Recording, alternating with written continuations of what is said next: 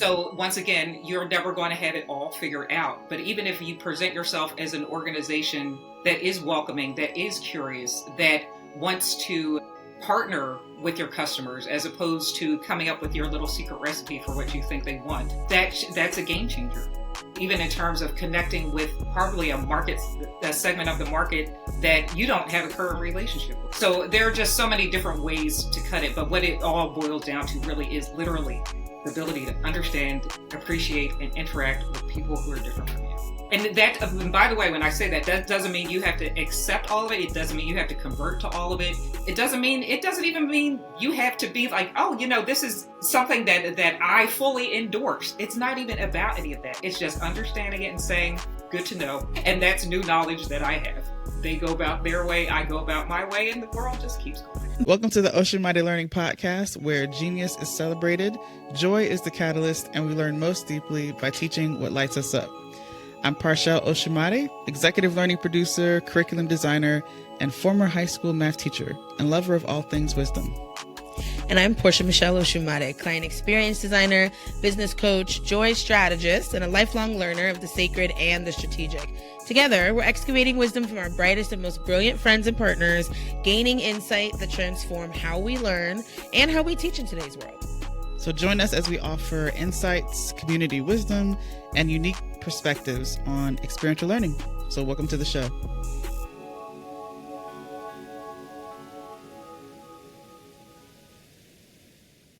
Hello, everyone.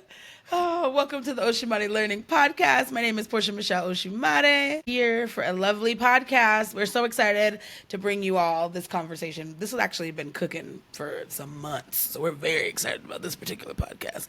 But before we get into that, as per the usual, Parshell, how was your week? The week has been good. I found myself this week, interestingly enough, with some interesting dreams. Like, I'm someone who I do dream, but I don't always remember my dreams, and I found myself this week remembering my dreams. And they were pleasant dreams, so we thank God. Okay. Also, too, I feel like this week, like my, learning, I know AI is both, God and the devil, I guess. Well, I shouldn't say, well, you know what I mean. It's good, and there's the other side to it, because I had a conversation with somebody that really freaked me out about it.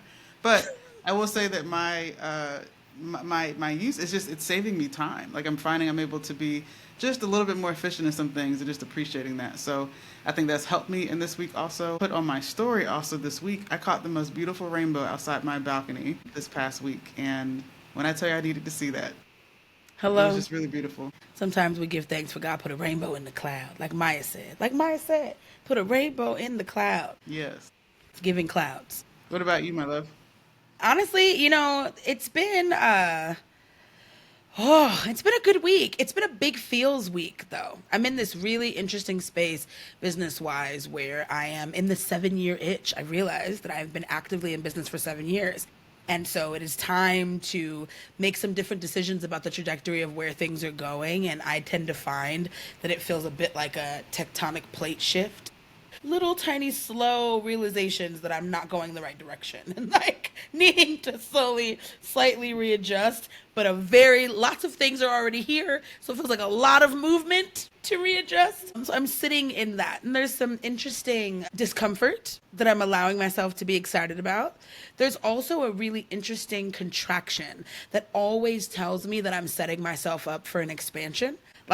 But I'm in the contraction pieces. I feel a little crunchy, make me feel a little bit lately, like losing the faith a little bit. Like, what am I doing? Do I still want to be doing this? How is this going? And then, having moments where I'm like, oh, this is exactly what I'm supposed to be doing. Just maybe in these different ways than the way that I've been doing them before. So there's some expansion coming for me. It's been a big week of really reevaluating at a really deep level that has been uncomfortable, if I'm honest, but good. It's like one of those things, like rough, but so grateful that it's happened, but hella grateful that it's Friday, because whoo. Yes, truly. I think we're both just thankful to be able to sit down for a little bit on a day. When I tell just you, to sit, not have to be moving, going to the next, Bruh, but summer is summering. It is busy. Everything is happening. It's like, if you could make the moments to stop and think for a second. Yes, absolutely. But standing with you in your expansion, my love, that's amazing. Thank you so much. I am grateful for it. Grateful to be doing it in community. I will say that's one thing I'm learning this week. I have spent so much time as a solo pro whatever. And it is lonely, and you don't even notice in the ways that it's lonely. I met with my support squad community inside of our business cousins community this morning, and I was just like, oh my gosh, I'm so grateful to have other people to bounce things off of, like, and just to be able to be in and witnessed in community amongst people who are actively doing similar things. We want businesses that we love, we're unwilling to sacrifice ourselves to get them, and we know we're going to be of service, and we're together. It just makes riding it out a little bit easier. And I think that's been loud for me. It's like to remember, like, oh, when in doubt, when you've lost hope, go see the cousins, go look at your people. Human faces will remind you why you do this work. Yep. Get out of your own way. Again, I love the AI. Me and my ChatGPT are close, but it don't quite scratch the itch as like an actual human person. Of course. Which, again, our beautiful AI that is, it's like Amazon, you know what I mean? It's like, it's so convenient, but it's problematic. That Exactly. is my AI conversation. Yeah. Yeah. Really We hope the AI continues to use equitable practices and how they decide to place themselves in the world, both in the technical application and the environmental application, because I'm gonna need y'all to stop messing up the water in Memphis. Thanks so much. Like, I'm gonna need y'all, to figure out better ways to be in right relationship with our world as we move into AI. But what an interesting thought process for our conversation today. I know. Ethical implications. Very excited for our conversation today. We have a wonderful, wonderful guest, someone who we both love and respect, and I'm just excited that she's here. And we've actually had the pleasure of not just meeting online, but we have spent time in person and have co-created some things together that create really amazing experiences in that specific industry. Yes. So very, very excited to have her on today. So excited to be with you all. And I'm so excited for y'all to actually welcome Jessica. I'm not going to get into it quite all the way yet, because I want to tell you all the reasons why I love Jessica. But we first have to ask Jessica the questions, and then the bio, and then I get to tell y'all why I love Jessica. Let me not go out of order. Speaking of the neurodivergence. All right, take us away, Parshal. So we're going to start off with, you want to start off with get to know you questions? We absolutely can. Yes, let's do that. Okay, Miss Jessica. So we will read your bio, and we will tell all the people all of the accolades about who you are. But we thought that it may be fun to ask some real get-to-know-you questions that allow us to get to know you, in my opinion, for real, for real. They will slowly but surely heat up slightly, from not as vulnerable to slightly more vulnerable. You can absolutely choose which, if you decide not to answer, no judgment. They shouldn't be that crazy, but just in case, just know you have full consent to not have to answer. But I do think that these are the things that I feel like help me actually know a human being. And so we'll ask you, let's see, we got 5 questions for you today, and they are rapid fire. So quick answer. You don't have to think about them too much. First thing that comes to your mind feels like the vibe. Are you down for this challenge? I am ready. Fantastic. Okay, we're starting off light. Keeping it light. What is one movie that you love, but everyone hates? Kind of light. Well, I will say I've watched Devil Loves Prada like a million cajillion times. I don't know if people hate it, but I don't care. I like it. Same. That's a good cringy one. I will watch The Devil Wears Prada every time it comes on TV, like it's the Temptations or the Jackson 5 movie. I will watch it over and over again. I can't help it. And there's something about it. It scratches an itch. I like that one. That was a very good one. Very, very good one. Okay. A little bit more, but still in the light lane. What color do you wear most often, and why? Ooh, I've been wearing a lot more black recently, but usually to set off another color. So, it's an easy thing to make combinations. Okay. And as a person who is dealing in color very often, I imagine a blank slate is helpful. I like. Okay, it's turning up the heat slightly, but hopefully not too much. What do you think is the most practical thing currently in your Amazon cart? And if you're boycotting Amazon, wherever it is that you have carts. My cart is empty, but my wish list is full. There we go. What practical thing in your wish list? Wait, so what about it? What one thing? What is the most practical thing on your Amazon wish list? Is anything you get from Amazon ever really practical?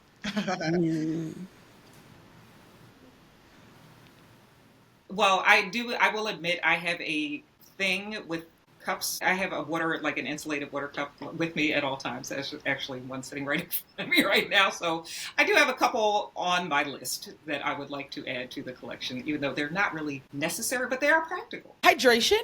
Hydration. I think that's a very adult purchase, you know? That is. Although my mom says it's like my adult equivalent of like a blanket that a kid would carry around, but I don't care. Look, if that blanket is going to keep my organs hydrated and functioning better, I consider that to be adult blankie. Winning. It's a winning. That's a good one. That's a very good answer.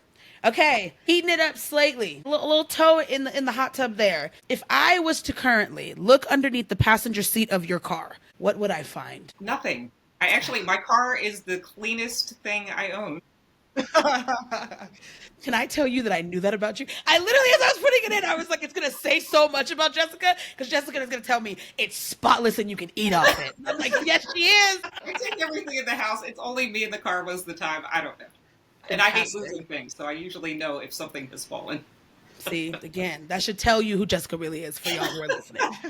Again, tell you the real about who this is. Okay, hottest of the heat, full disclosure. Again, telling us about who you really are. You are currently at a drive-thru that you know you're not supposed to be at, and or you're at a restaurant that would serve drive-thru like food that you know you're not supposed to be at. What establishment are you in and what are you ordering? It is definitely Chick-fil-A, I will say. I will admit. And I'm usually, if I'm getting the meal, I may be also getting the milkshake. Very good. And it may also be large. It depends. Very good. We're in peach season, and I mean, it's one of my weeks. Fantastic. Fantastic. Also says a lot. Thank you for being fully self-expressed. Quite a few people here have been like, oh, good salad. I'm like, tell me the real. No. you know me that well. Very good. And what I know, because we got to eat together, is that you like a good meal. Like I like a good meal. 10 out of 10. 10 out of 10. I will also tell you mine is absolutely a Jollibee chicken drive-thru. I'm almost vegan, but like vegan except for Jollibee. Jollibee drive-thru, it is fried chicken and rice, the spicy kind, in the drive-thru, in the dark, with no bra on, no one can see me. That's what's happening in that drive-thru. So just full, it makes you feel any better. Yeah, with all of us. Exactly. So if you see me in the drive-thru, I am having shame. Don't talk to me. Thank you. Well, we're in line with you, so we can't talk, right? Let me quietly eat my secret chicken in peace. I love this, Jessica. Thank you for playing our game and letting us get to know you a little bit better. Parshal, go ahead and give us the full introduction so that we can actually get a full sense of who Miss Jessica Bantom is for the Ocean Mighty Learning audience. All right, y'all. Jessica Bantom is a diversity, equity, inclusion, and belonging practitioner, interior design consultant, and speaker whose mission is to help designers increase their cultural competence so they can create in ways that honor humanity. Serving in the role of global leader of equity, diversity, and belonging for DLR Group, Jessica is active in the design industry as an engaged advocate committed to promoting DEIB in the industry and in practice. She's a graduate of the University of Virginia. I'm going to fix my ball here needs to be turned around. I'm gonna turn it around in a second. Wow. At Marymount University, Bantom is a skilled management consultant with over 20 years of experience, a compelling speaker, and a certified facilitator and coach with a passion for enabling individuals to take actions that create meaningful outcomes for historically excluded people.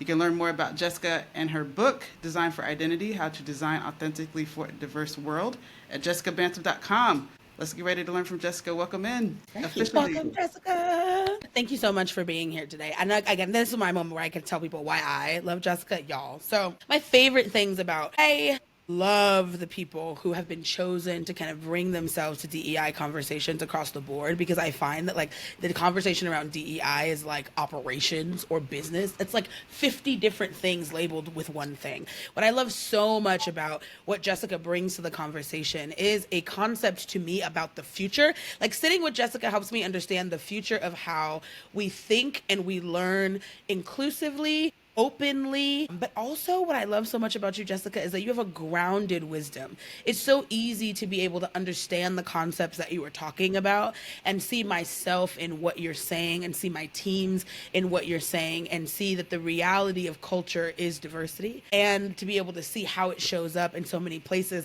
And so many of our conversations around design have had me look at buildings and spaces and even my clothes and my choices differently, because I never thought about the fact that someone sat around and considered how my cultural identity may actually show up in these things, or they didn't, and I can tell, Yes, you right? can. I'm sure.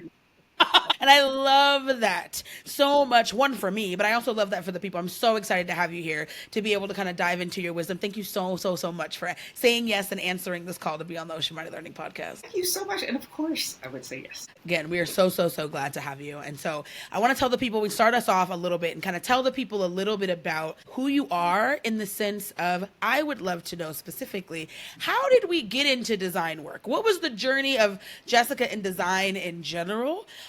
And how we kind of got to this point in your career that you are so knowledgeable about design specifically, even before we get to DEI. Got it. Well, it's interesting. My interest and love for design began when I was still a child. My mother was an interior designer for a period when I was growing up. I say that because she was working in the industry around the time of the market crash in the 80s and had to then pivot because the design industry was extremely impacted by that. But she still also instilled in my siblings and I like a love for anything artistic, creative, anything around design. But I will say too that her experience kind of impacted me a little bit too, in terms of how feasible I saw a creative career being for longevity.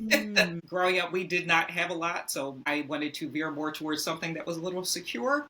And from that experience and from things I had seen around me, it felt like, the creative path was something like, that whole idea of like the starving artist, all that stuff. And I didn't want to be starving. So I had my creative outlets, but then ended up going in a different direction, got an English degree in undergrad, came out, did marketing, got into IT consulting as a technical writer. And then I was like, is this really it? That creative calling was still there. Like, are you really going to sign up for this for the rest of your life? So I decided that I would go back to school. I got my master's in interior design while I was still working full time, and actually have been doing that, working independently as an interior design consultant since 2006.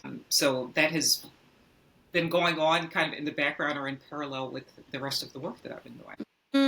That's so interesting too, because I think particularly as Black folks, like when you say you're an interior designer, they're like, how did you find it? How you fall into that? So the idea that like it's mildly generational is equally as interesting as, you know what I mean, to kind of pass down in that space. And it's so interesting also to me to think about spatial creation and curation as creative work, because it does also seem to me like an equal mix of like very practical, tangible elements done creatively. Is that kind of, it sounds to me like honestly a little bit of a mix of both, of like a very technical but also very creative position. Definitely. It is definitely both right and left brain.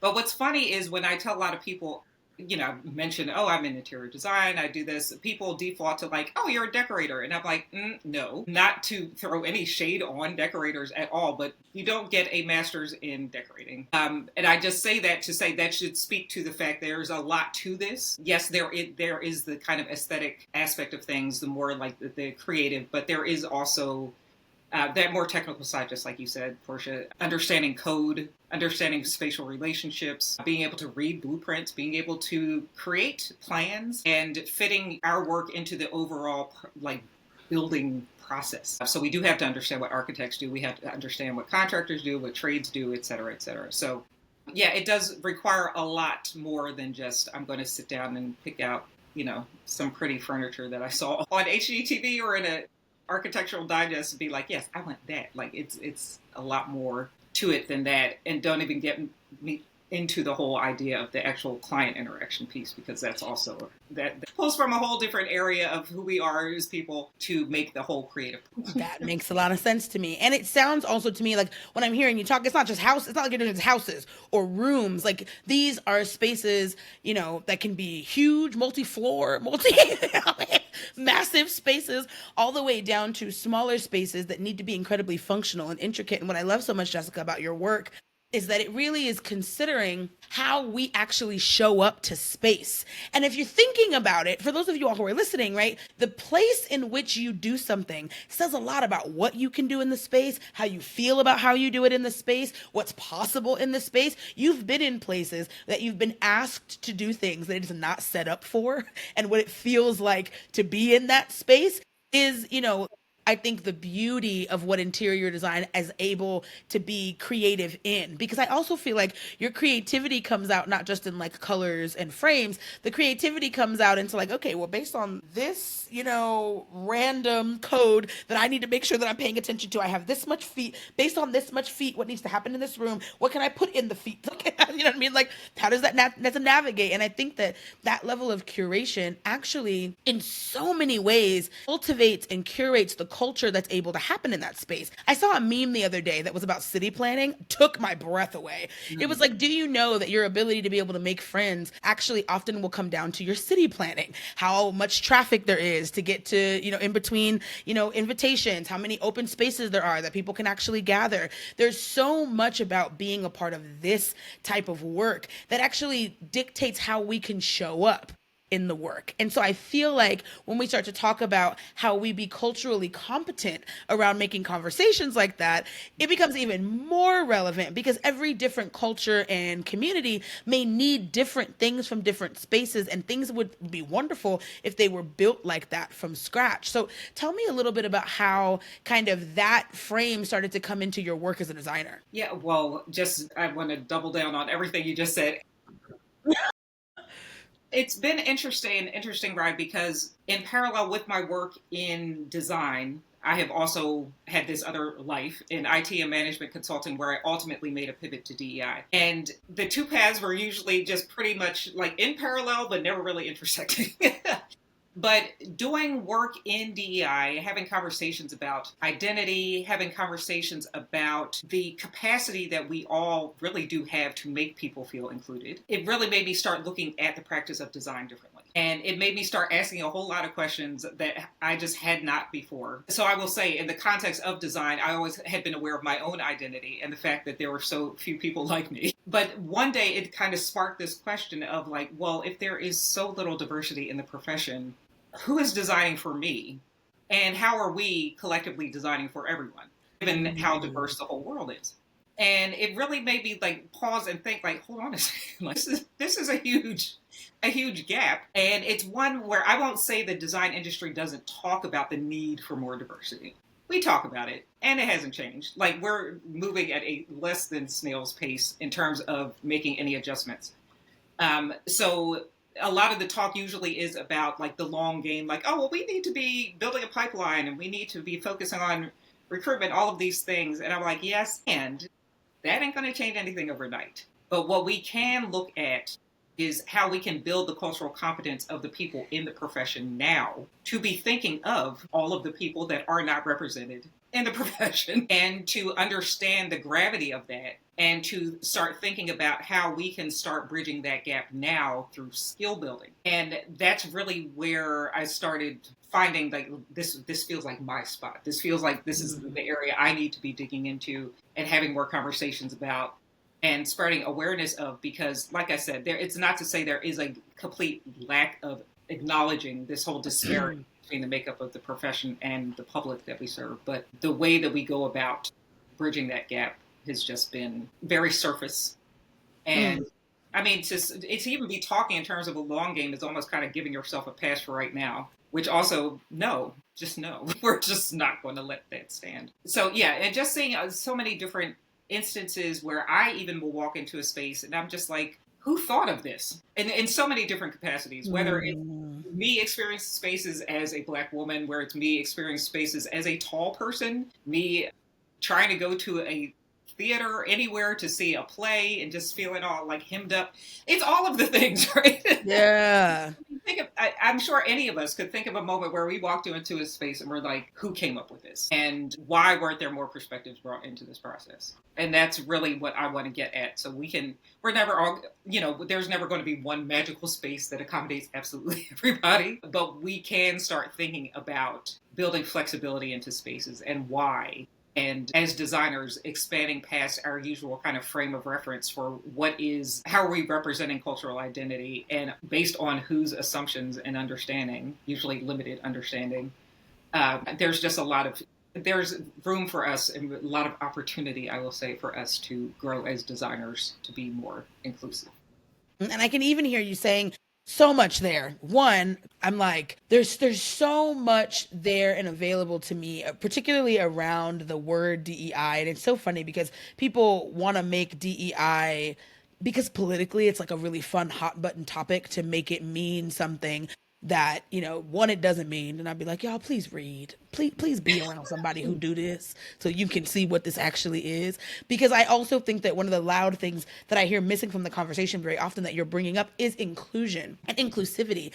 And the idea that there are so many identities that are worth considering, including, you just said, a tall person, right? You know what I mean? Differently abled, right? And that's so much bigger than just race. And race is a large piece of that, right? Gender expression may have a large piece of that. Also, depending on what the functionality of the building is, it not gonna make no sense to me that the BSU building at a college is built by somebody who's never been at a BSU, ain't never attended a BSU, don't know what the letters stand for. They just, are like, ooh, let's pick some random colors out of the sky. And it's been so interesting because the conversation that you and I have had, and I love so much about your body of work, is that it talks about it kind of on both levels. I'm hearing you say, right, we want more diverse voices as a part of the conversation. And we want the voices that are already here to get themselves into more diverse spaces and conversations and more considerations. So tell me a little bit about, and from your lane, when it comes to the skill set building,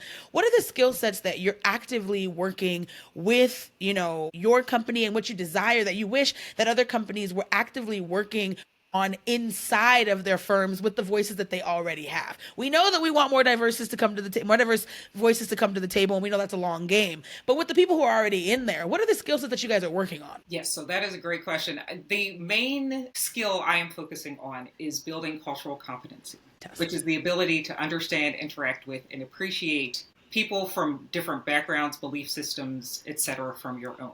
And that really is the key.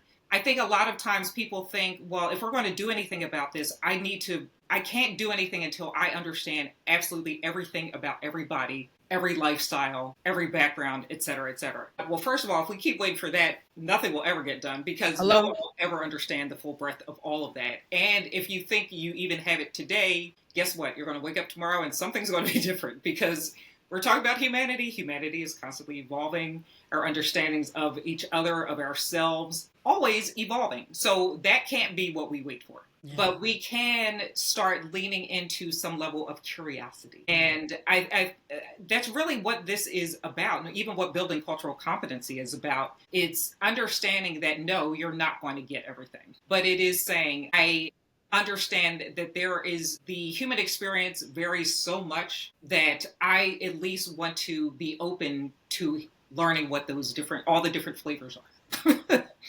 And that I'm willing to also take any instance where I am unfamiliar with something to see it as a learning experience. That's really all it's about. Curiosity is the greatest skill any designer, any creative person could ever have. And I that's really what this is about. And even what building cultural competency is about. It's understanding that, no, you're not going to get everything. But it is saying, I understand that the human experience varies so much that I at least want to be open to learning what all the different flavors are.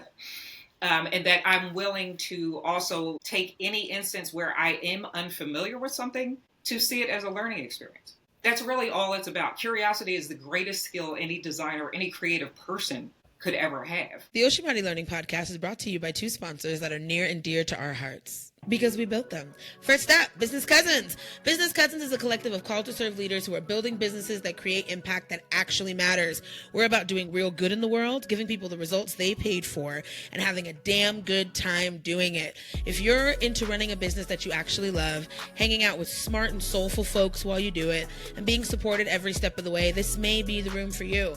We host gatherings, workshops, and offer ongoing business development support that's as human as it is helpful. If you're interested, Apply today at thebusinesscousin.com.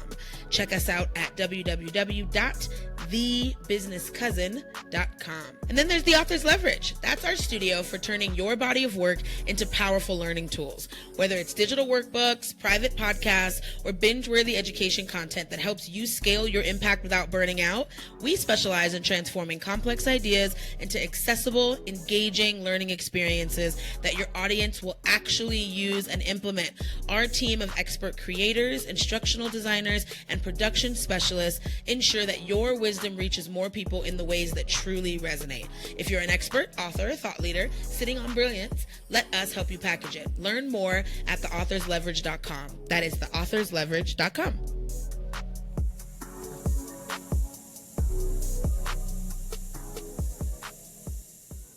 Man and man. And there's so much to me there to even unpack with that statement. But what I love so much is it feels like you're having conversations around setting people up to be able to be in the future of our world. The future of our world is getting more diverse. All kind of people are getting more connected to their identities, expressing more of those identities. That only means that a more diverse workplace, a more diverse world, a more diverse client pool, a more diverse opportunities are also presenting themselves to people who never had them before. So if you're going to participate in a more diverse world, you would stand to do really well to be curious instead of judgmental. Because the truth is, right, if you're going to be tackling a variety of different things you've never seen before, curiosity may actually arm you with the ability to be able to be in any type of situation and deal well. Because everyone likes to be approached with, oh, I'm interested, let me learn more, versus I don't really know what to do with that, and that kind of cuts me off. From your particular perspective, I can also hear for future designers that may be listening to this conversation, your ability to be curious and culturally competent actually sets you up for the future, allows you to actually be a designer that's going to keep doing excellent work for the variety of your lifetime, because the world's only getting more diverse, not less. And it also tells me that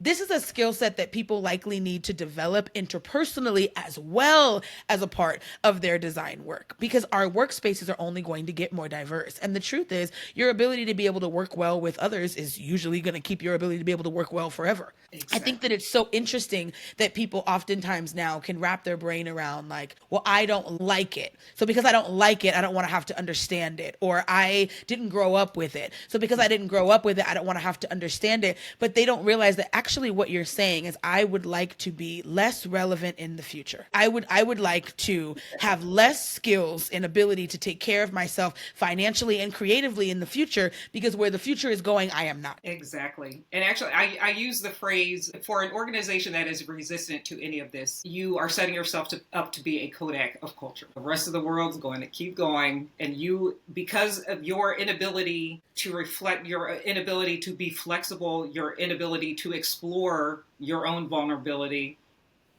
you are just going to get stuck in the past, and you're not going to be relevant. And if you really, I don't like putting it in these terms, but I know this is only what lands with certain people, you're also leaving money on the table. You understand that if all of these people out there who would just love to see some semblance of who they are represented in something, do you understand the brand loyalty that brings? And do you also understand how if you even just get a handful of those people, they will spread the word in communities and places you're not even thinking about? It's so basic. I mean, to me, it's so basic. And another thing too, I will say about the whole idea of curiosity is that we should be curious, because half the things that we think are going to happen aren't even going to be the things that are issues. So I think there's a hesitation to say, what about your identity would you like to see celebrated? Because people think, oh my God, what if it's like their race or ethnicity? And I don't even understand that. What's most important to them could be something about the makeup of their community. Like if you go to a space, and I find this particularly interesting because I taught a course on my book a couple years ago, and that was one of the questions that I had students ask each other, paired them up to design a space for each other. But the emphasis was really more on the consulting piece of it and having these conversations. And when they asked each other, what about your identity would you like to see celebrated? The default wasn't even always race or ethnicity. which, like I say, I think those can be some of the most challenging things. I think that designers are like, oh no, please don't say that. Please don't say that. But that wasn't even their first priority personally. When they were talking about designing spaces for them, one student was really focused on like, well, I'm an introvert, so I want to build a space where I feel comforted by myself. Another student said, I had a close family, a very close multi-generational family, so I want a space that encourages gathering. You know what I mean? So half the things that we're like really scared to even open this kind of can of worms about, it's not even always going to be the thing that people respond with. But, and though, if it is, you also need to be willing to explore that, to have the conversation, and as a designer, to kind of put yourself on equal footing with your customer in that they are the experts on themselves and you are the expert in design. And then together, you create something that is really meaningful and impactful. And I love so much about what you said there also about allowing you to be a better listener also allows designers to be better at creating things that land in the listening of their customer. And what I know about business and what I know, like I know, is if you can be the person who does a better job creating something for a customer, they pay more often, and they often don't look for anybody else because their needs are being met. But if you're going to be throwing spaghetti on a wall because you're afraid to ask the right conversations, you maybe get left in the dust. You take yourself out of the running for being the most innovative, for being the most customer care oriented, and for being the best at the job. Like you quite literally set yourself behind. I love so much about what you said there. I've been trying to tell people over and over and over again, this culture conversation, y'all, is dollar bills. The environment, the people who are going to be continuing to buy things, if you want to keep breathing air on this planet, are younger and younger. Those people care about what you do behind closed doors. They want to know how you're doing it. They want to know that you're going to be a part of the future that most of the planet is looking forward to, which is a more diverse future, because that's what's in reality. Look outside your door. You're seeing way more difference of identity of all kinds than you ever have. And because we're now more empowered in our identities, you're going to hear more about people wanting to mention those particular identities with pride. I remember a time where people were scared to tell that they were introverted. Just that. I remember a time people were like, I'm not really good with people. And they'd be like, well, what's wrong with you? Just try harder, right? Just something as simple as that, right? It's changed so quickly over time. Imagine the other identities that come along with that. I love so much what you said there. And I love so much that concept that really curiosity and your ability to build cultural competencies in any industry is your ability to be able to set up the future. The future requires your curiosity, not your judgment. And judgment is a thing of the past that's going to keep you in the past. I love that thing that you said about being the Kodak. Do you want to move to the future or not? And sometimes I think even with some of these companies, the conversation is like, I may not be all in touch with my, feelings of quote unquote woke. It's like, is the money green and do you want to keep getting it? Thoughts I would consider, sir, in regard, because that's usually a sir. Thoughts I would consider in regards to how you think about the future of your company, not just, what's happening in the marketing department and what KPIs are coming through around customer satisfaction, because this may be a KPI that you're not tracking, because if you're not leading with curiosity, no one may ever even tell you that that's why you lost the job, or no one may ever tell you that that's why they're not coming back. I love this. And so, Jessica, something to even kind of offer here, if you were going to say something to future designers or designers who are inside of firms in general or working for themselves that are desiring to take a couple steps closer towards curiosity, what are some ways that they can start? And I'm also just going to plug Jessica's workbook, Design for Identity workbook. There are quite a bunch of exercises in there that I have personally, because again, I'm a fan of the work, I have personally read through and thought through, but I would love to hear from you. Where do you think that designers can start in becoming more culturally competent and getting more curious? Well, I think we can just look around us. I know it sounds simple, but I tell this to people all the time. We've never had more access to more information ever at any point in life. So I think some people get stuck sometimes because they're waiting for someone to bring it to them, or someone teach me. This happens a lot in many different circumstances where people of one identity think, well, I can't really understand that unless a person of that other identity tells me their story. No. Unless you have built a special rapport with somebody, those are not questions that you can just ask of someone like, oh, well, I'm curious about it, so you should just tell me. No, do not lean on people to explain themselves to you. There are documentaries out there. There are movies. There are books. There are so many things at our disposal that there is no excuse for saying, I don't get that. I don't understand that lifestyle. And Well, so I tell people too. I mean, even in the context of race, I have this conversation often, and people are just like, "Oh, well, I just need to." I really love those open dialogue sessions we were having back in 2020. Like, what happened to those and all this? I'm like, look, your white fingers can Google as well as my black fingers can. Hello. The information is there. It's absolutely everywhere. And one of the things to think about, like, number one, don't wait for someone to bring it to you. But number two, also look beyond your usual sources that you go to for information. That's one of the challenges of technology now, is that the algorithms just feed you what you already know or reinforce the limited scope that you already live within.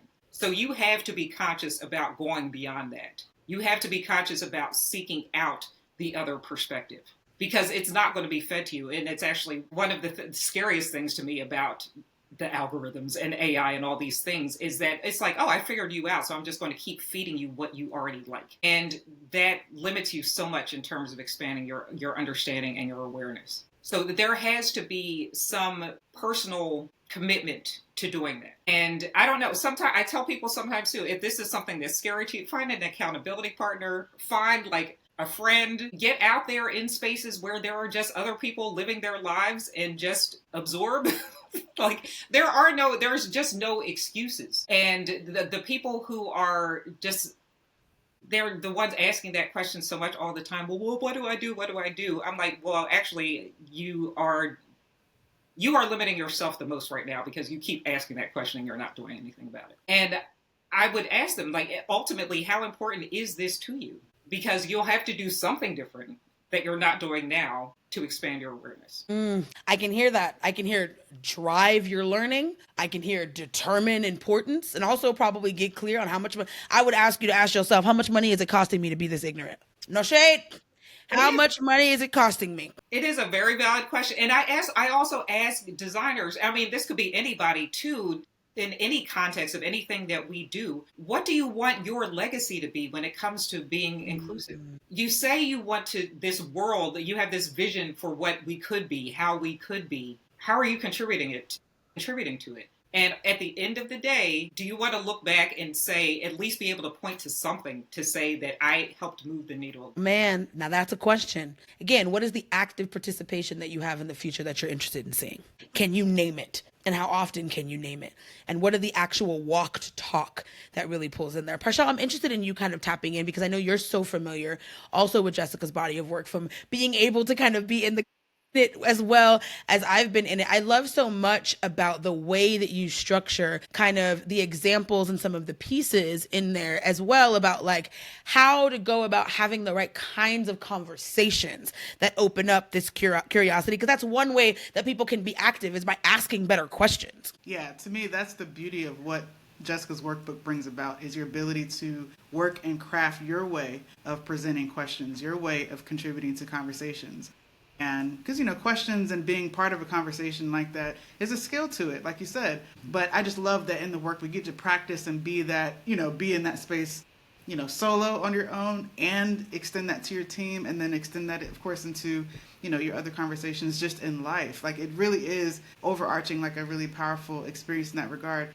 And what I really appreciated too was the use of, like, that example of the equality stamps, that campaign that went out. And I've heard, of course, other stories from Jessica about just sort of these really horrible fails, when it comes to cultural competence, that really sets the stage for really sparking, in-depth introspection for each designer. So that aspect of her work really, really stands out. And I just felt really helped, again, solidify people's ability to come to the conversation and contribute from another place. And again, I really do think the quality of your life, someone said this, the quality of your life and the quality of your relationships is really based on the quality of your questions. Like the questions you ask yourself, the questions you ask your reality, the way that you interrogate what's around you. And I think that there's something really powerful about thinking through that as a person who is creating spaces for life to be lived. You are actively creating the space for life to be lived. You should be thinking about what creates that life and what are all of the different things that would be considered as a part of that.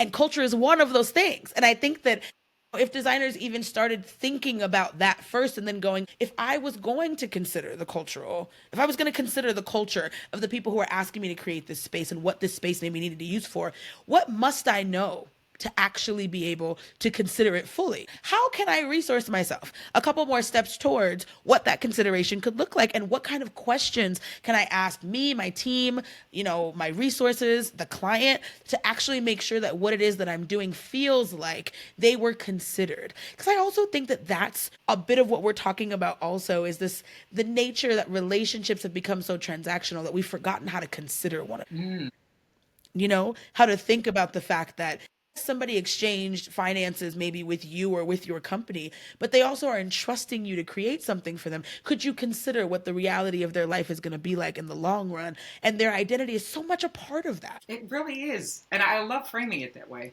to just even consider. And there's a desire even to do that. But sometimes we just can't get past ourselves, because even our defaults, this is in so many contexts, is if we see a challenge or we see an issue, we think, let me think of the solution. And we can't solve everything ourselves. And also, even if you do come up with a solution, it's the solution that you thought was right, not the one that they liked.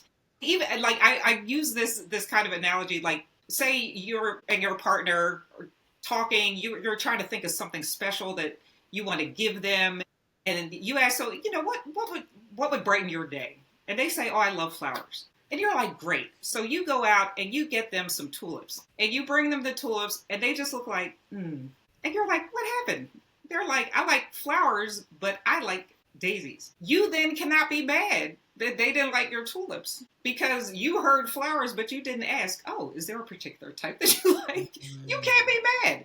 And it's funny, because I think that is happening even a lot with DEI, is there's this idea of, oh, I'm going to be inclusive. Oh, great. You want me to be inclusive, so let me go in my little corner and figure out what I think will make you feel inclusive. And then when I give you that and you don't like it, and our engagement scores don't go up, and people still are leaving, and all these things, well, that didn't work. No, it's not that it didn't work. It's that you didn't get the flip side of inclusion, is investigating and considering what makes people feel like they belong. And that, again, it's so interesting to me, even that you would mention that in that way, because I think that kind of brings me to the conversation around inclusive design, right? Because it's not just necessarily about, like you said, coming up with a solution to the problem by yourself without considering anyone else, right? It's questioning your mindset and your behavior and the culture of the offices that you're in, and reimagining kind of what results actually look like, growth actually looks like. Because if it's like, if we're only looking at a couple of those variables, like it didn't, and then we're kind of going, it didn't really work. Well, what was success? And do we actually know how to determine it? And I have a feeling that kind of like the behavior changes and thinking through a different level of mindset of what success looks like is kind of an important underpinning piece that I know you're doing a lot of work on at the current moment in time, that makes cultural competency a natural outcome of that work. Exactly. And if inclusive design is approached effectively, once again, we're not just being inclusive because we said we're being inclusive, and we're not also just being inclusive in that we are bringing different aspects and different characteristics, et cetera, into the thought process with design. It is really about, and it's really been fascinating exploring this conversation, even with my colleagues, because there are a couple of kind of defaults that come to people's minds, even around inclusive design. It may be that, isn't that about designing for accessibility? Yes, that's a piece of it. And there's more. Some people are thinking, oh, well, we do community and student engagement as part of our design process. We're doing inclusive design. Yes, and then we dig a little deeper and understand that doing the engagement, gathering the information, and doing that up front is not the same as making sure that information gets fed through the design process and actually shows up in the final product. There's just so many things that even fall under this umbrella of what inclusive design is in theory, what it looks like in practice, and then also what the outcomes actually look like. So to your point about like, how do we gauge like the success of this? We can say we strive to create equitable outcomes through our work. Are we talking to the people who dwell in those spaces or live in those spaces all the time to see, are these actually equitable outcomes to you? So there's a lot of exploration we're even doing ourselves around the different points in the design process where this is important. and what it means and how that translates into different practices and how it can also ultimately result in different outcomes. And even in a conversation I had on a panel a couple of weeks ago, we started really getting into the idea that the real work of inclusive design happens in pre-design and post-occupancy when we're talking about the built environment. Pre-design is where you get the information, where you build the foundation to have that kind of really meaningful engagement. And the post-occupancy is where you go back and ask, not say we did it, but did we do it, and did we do it right? And either one without the other, you've completely missed the mark.